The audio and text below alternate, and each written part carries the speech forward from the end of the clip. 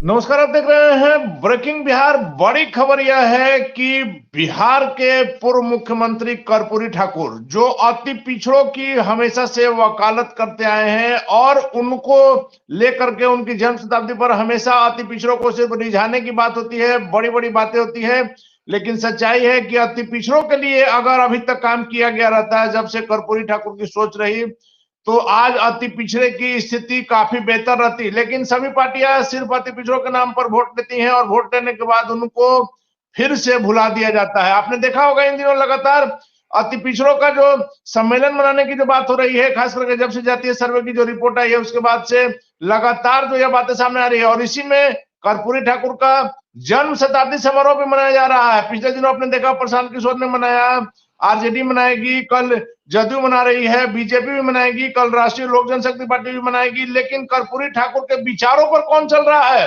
वैसे में आज केंद्र सरकार ने बड़ा कदम उठाया है और सबों की बोलती बंद कर दी है। जी हाँ, अति पिछड़ों की राजनीति करने वाले लोग, उन लोगों की बोलती बंद कर दी है। भारतीय जनता पार्टी ने एक बार फिर से, मोदी ने, आप कह सकते हैं कि मास्टर स्ट्रोक चला है, जिसको लेकर के अति पिछड़ों की राजनीति करने वाले अब क्या करेंगे। भारत रत्न देने की जो बात कही गई है, इसी विषय बात करेंगे। सुमन जी हमारे साथ हैं, राजनीतिक विश्लेषक हैं। सुमन जी, क्या कहिएगा, कर्पूरी ठाकुर को भारत रत्न देने की जो मोदी सरकार ने घोषणा की है, इसका क्या असर होगा? और ऐसा अचानक से इसको अगर मोदी का मास्टर स्ट्रोक कहा जाए तो क्या गलत होगा? मैं ये कहना चाहूंगा कि कर्पूरी ठाकुर पिछड़ी जाति के नेता थे और पिछड़ी जाति के लोगों की वकालत करने का उनके ऊपर बराबर बात आती है, लेकिन ऐसा कुछ नहीं था और वो जनमानस के नेता थे। देखिए, कर्पूरी ठाकुर जी के बारे में बात करने से पहले हमको उनके बारे में कुछ जानना होगा। 2 बार बिहार के मुख्यमंत्री रह चुके हैं, एक बार डिप्टी उप मुख्यमंत्री रह चुके हैं।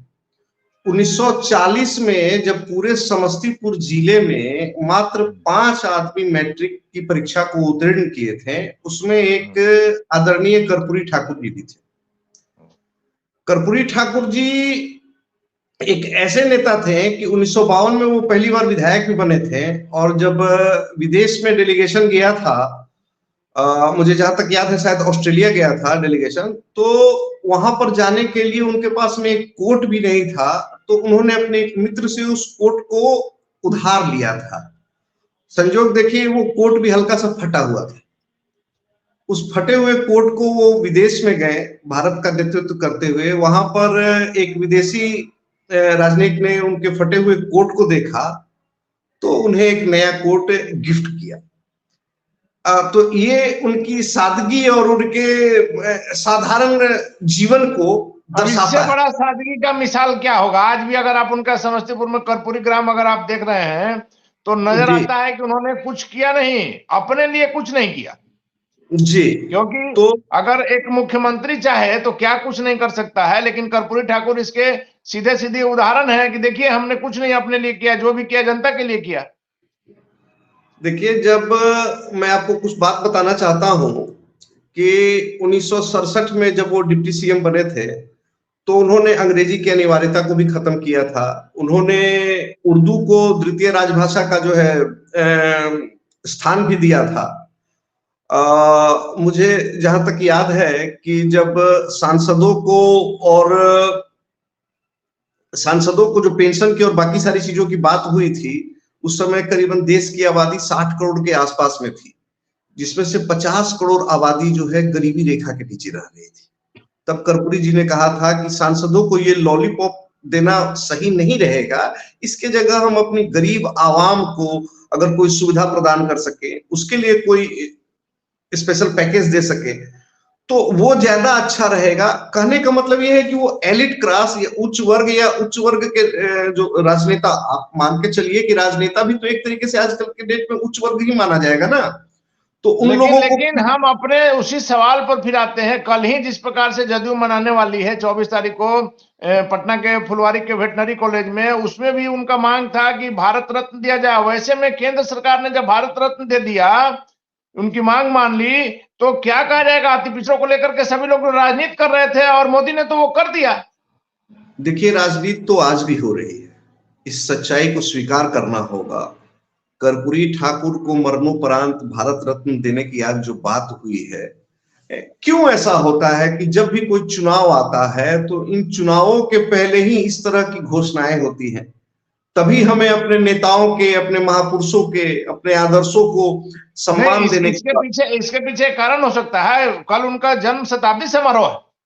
जी, जन्म शताब्दी समारोह तो पहले भी था और मोदी जी ने ये किया है, केंद्र सरकार ने किया है, तो अभी की वर्तमान की राजनीति को देखते हुए किया है। ये मास्टर स्ट्रोक तो उनका कहलाएगा ही। जिस प्रकार से जदयू और आरजेडी, पिछड़ा का जो वोट है वो तो निश्चित तौर पर मोदी की ओर अट्रैक्ट होगा।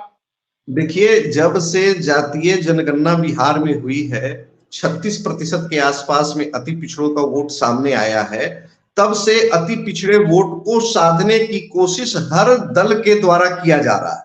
जिसके पास में जो शक्ति है, उस शक्ति के हिसाब से अति पिछड़े वोटों को साधने का प्रयास कर रहा है। मेरे नजर में ये प्रयास भी जो है ये आगामी चुनावों को देखते हुए किया जा रहा है। और कर्पूरी ठाकुर जी को भारत रत्न मिला, इसका मैं विरोधी नहीं हो सकता हूं और मैं पूरी तरीके से इस बात का समर्थन करूंगा।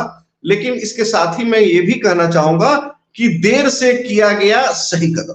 जी, लेकिन एक आखिरी सवाल मेरा है कि जिस प्रकार से लालू प्रसाद यादव, नीतीश कुमार अति पिछड़ों की राजनीति करते हैं, पिछड़ों की राजनीति करते हैं, केंद्र में जब यूपीए की जो सरकार थी उसमें मजबूत स्थिति थी लालू प्रसाद यादव की, क्यों नहीं लालू प्रसाद यादव ने तब मांग किया था कि कर्पूरी जी को भारत रत्न दिया जाए?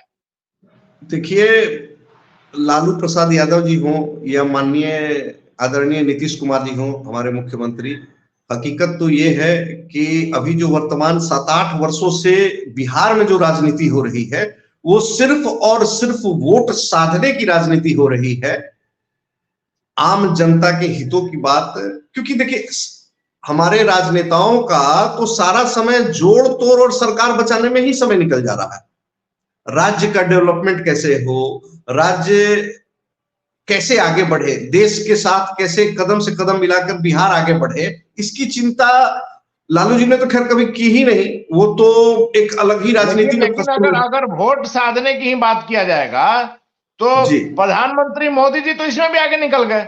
उन्होंने भारत रत्न देने की घोषणा कर दी। अति पिछड़ा समाज जो है निश्चित तौर पर फिर मोदी की ओर ये होगा। जी बिल्कुल, प्रधानमंत्री मोदी और बीजेपी इस मामले में आगे निकलते हुए दिख रही है। और मैं फिर कह रहा हूं कि ये अच्छा कदम है, लेकिन देर से लिया हुआ कदम है।